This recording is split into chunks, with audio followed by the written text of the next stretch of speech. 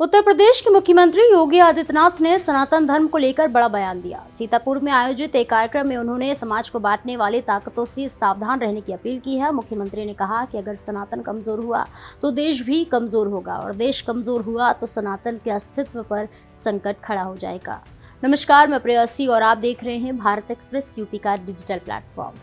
उत्तर प्रदेश के मुख्यमंत्री योगी आदित्यनाथ सीतापुर के तपोधाम सदगुरु गिरधारी नाथ जी महाराज तपोधाम आश्रम में आयोजित मूर्ति स्थापना दिवस और भंडारा कार्यक्रम में शामिल हुए। इस दौरान उन्होंने जनसभा को संबोधित करते हुए सनातन धर्म की मजबूती और राष्ट्रीय एकता पर जोर दिया। राज्य सरकार की ओर से जारी बयान के मुताबिक मुख्यमंत्री ने बिना किसी का नाम लिए समाज को बांटने वालों से सतर्क रहने की अपील की है। सीएम योगी ने कहा, अगर सनातन कमजोर होगा तो देश कमजोर होगा और अगर देश कमजोर हुआ तो सनातन के सामने अस्तित्व का संकट खड़ा हो जाएगा। इसलिए समाज को बांटने वालों से सावधान रहना होगा। मुख्यमंत्री ने अपने संबोधन में बांग्लादेश का भी जिक्र किया।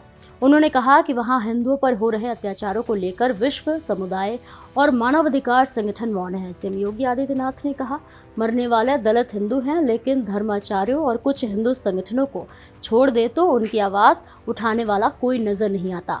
सीएम योगी ने कहा कि दुनिया में तमाम सभ्यताएं समय के साथ समाप्त हो गई हैं, लेकिन सनातन संस्कृति ने हर तूफान को झेलते हुए खुद को जीवित रखा है।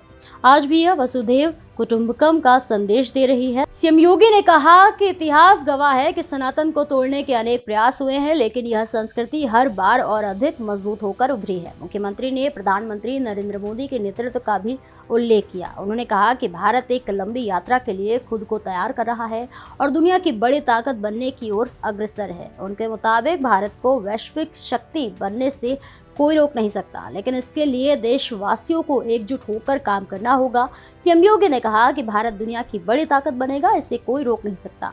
हम सबका दायित्व है कि इस यात्रा में सहभागी बने और मिलकर काम करें।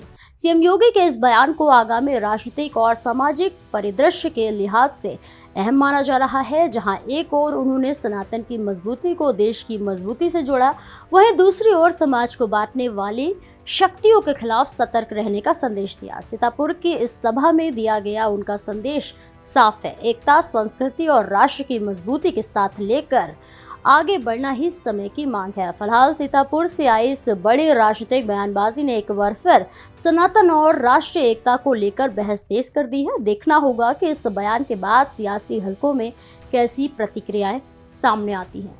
फिलहाल के लिए इतना ही। ऐसे ही और भी तमाम खबरों को देखने के लिए देखते रहिए भारत एक्सप्रेस यूपी का डिजिटल प्लेटफॉर्म।